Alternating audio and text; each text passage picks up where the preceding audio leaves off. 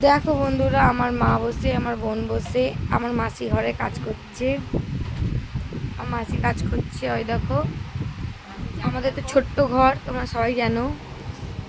ওই দেখো দেখাচ্ছি, চলো। বৃষ্টি হচ্ছে খুব।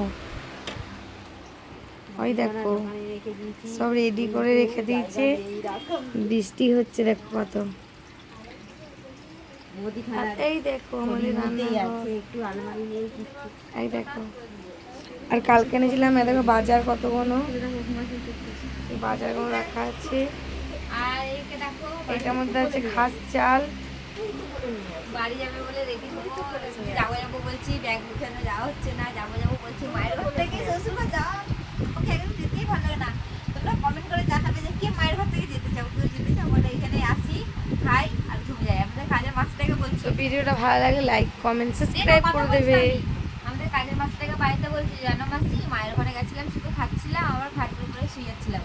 বলছি সবাই মায়ের ঘরে গিয়ে এটাই করে, কিন্তু আমি এটাই করছি। আমার মায়ের ঘরে কিছু রান্না করতে হচ্ছে না, চাও বানাতে হচ্ছে না, সব আমার দিদি আমাকে দেয়। তো সবাইকে ভালো লাগে বলো মায়ের ঘরে?